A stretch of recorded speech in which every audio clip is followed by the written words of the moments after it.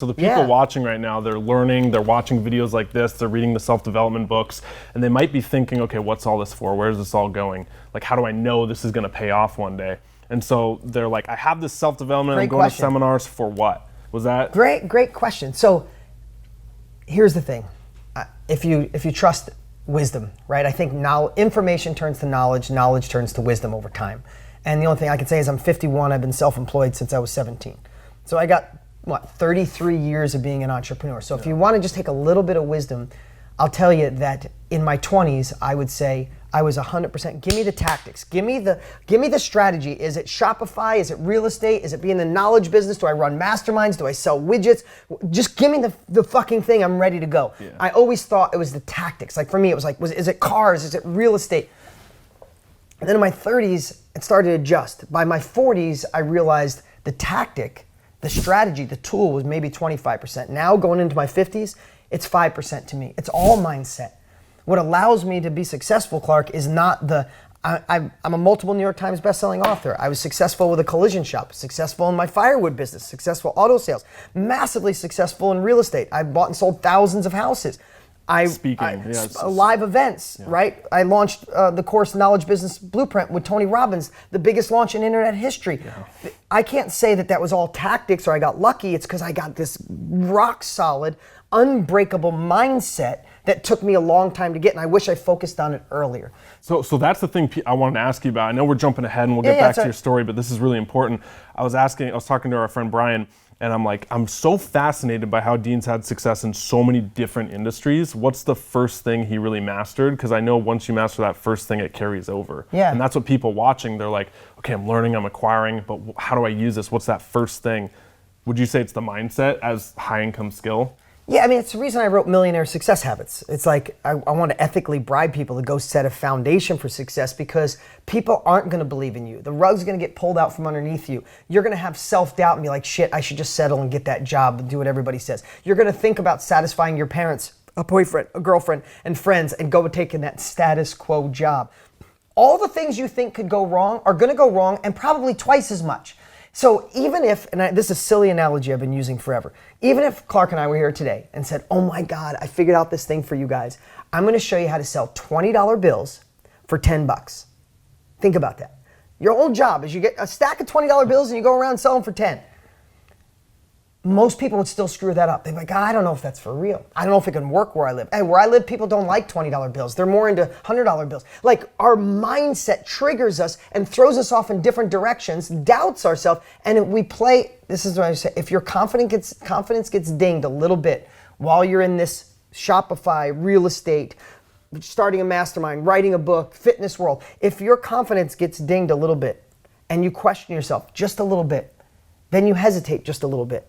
And there's people out there that are going to go by you 100 miles an hour and you'll turn around, you'll be 80 years old and go, what the hell did I do? Why did I hesitate? Why did I wait? So the reason I speak from mountaintops, the reason I wrote Millionaire Success Habits and my new book, Underdog Advantage, because I want people to have that fearless foundation. No matter what you want in life, it's attainable, it's achievable, but I believe mindset and foundation and personal growth is 90% of it. You get that dialed in, man, plug in anything. Like I said, I've been blessed to do real estate and cars and sell firewood and books and live events and courses. And what was the first $1 million you made for people curious about that? Real estate. Real estate? Real estate. So back to my story. I know I can go all over the place and you can tell I'm passionate about this. So sorry, just if you got ADD like me, just listen to this 2 or 3 times and you can extract the wisdom. And the other thing I'll say is take what serves you from this conversation and throw the rest away. You don't have to learn a million things, but if there's 1 or 2 that hit your heart, take it and go implement it, act on it fast.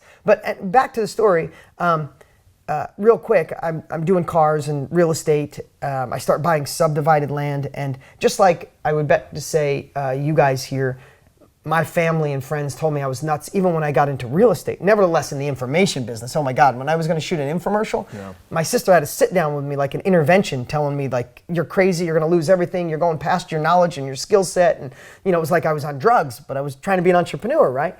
But when I start in real estate, everybody thought I was crazy, and I bought this plot of land. I didn't even have the money. I borrowed from one person, put some on credit cards, and it was in my 20s that I subdivided that, sold off pieces of it, and then built houses, and I made $1 million at 20, probably 26. Wow. 25 or 26, I made $1 million on that piece of property. But around the same time, go ahead. Can I pause you? Yeah, what did that feel like?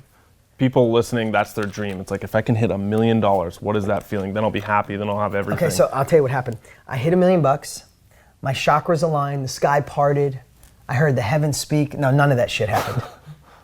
I went to work the next day. Nothing changes. Listen, I dreamed someday I could make $1,000 a week.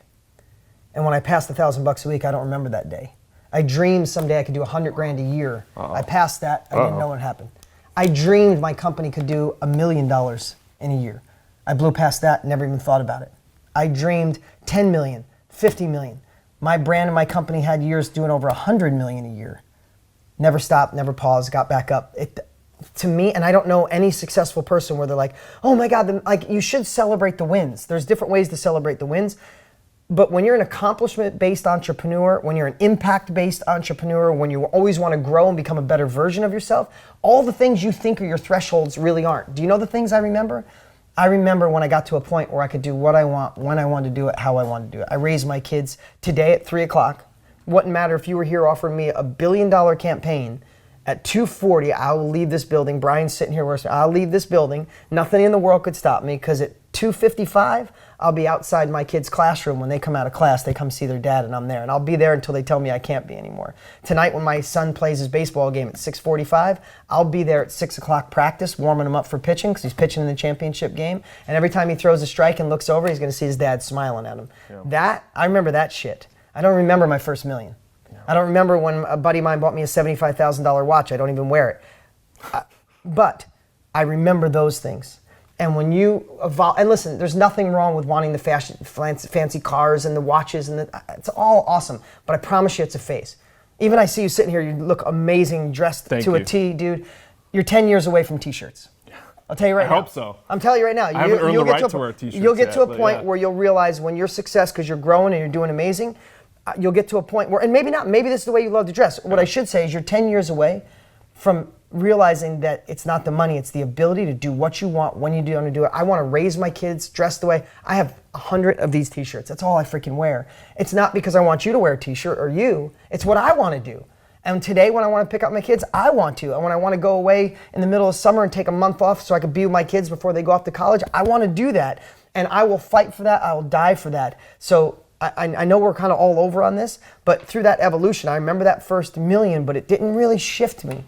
And the biggest shifts in my life, so just know that evolution. My teachers, family thought I was nuts, just probably like you feel. I felt like a massive underdog. I thought that was the thing holding me back. Now at this phase of my life, I realized being an underdog was actually my gift, and we'll talk more about that later. It was my blessing. It was creating the grit, the knowledge, the wisdom to be successful in all these different things. But when your life will change, and this is just my opinion, when your life will change will not be when you have $1 million in the bank. You won't, I don't think you'll remember that day. Some people might be obsessed on it, but I've never met a successful person that has. The day your life will change is when you realize that you've gone through the shit, you've overcome when people told you you couldn't, you found another level of yourself, you tapped into your full potential and you're still growing, and you get to make the decisions and the choices you want to make when you want to make it. Nobody tells you what to do anymore. I know a phase in my life when I stopped. I used to think I had to go to the fancy parties when I was invited. I don't anymore. The fancy fundraisers. I'll send a check, but I don't go. I don't care about being seen at the most fancy place. I just bought a pickup truck because I haven't had a pickup truck in 20 years. I bought a pickup truck because I wanted to. F-150, put some big tires on it. I love it. I love it, right? I guess it's just this, is when you don't have to make decisions because of anyone else. I remember that. And I also remember that I've messed up in relationships. I've messed up friendships. I've messed up in business. I still had old lingering beliefs that my parents gave me that didn't serve them, but they were handed down to me, and it took me years to get them out. When I got money out of the way and I was able to focus on me and obsess more on personal growth and myself and being a better dad and hiring consultants to be a better husband, a better dad, and all those things, I got to figure out who I was, and I stopped running away from the old me, and I became the best version of me. And I think those are the things that if you're going to fight for something, because if you fight for the watch, if you fight for the car, the tough days you're going to turn back.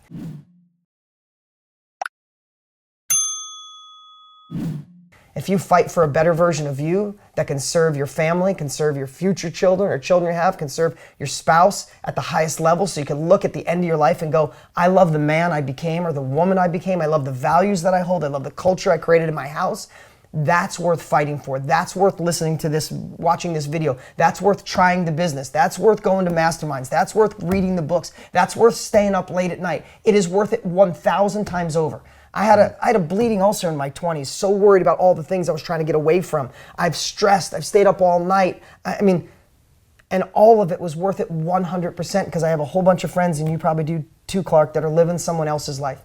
They're told when to show up to work. They're told when they can go on vacation. They're told what outfit, uniform they have to wear at work. They're told if they can't pick up their kids from school because they get off before. Like, that's worth fighting for. That's worth watching videos. That's worth getting into personal growth, and that's why I'm so passionate about it. What's up? What's up? Hey, before you go, you need to watch these next few videos. They're absolute game changers. Hurry up and click right over here and watch them, and I'll see you there.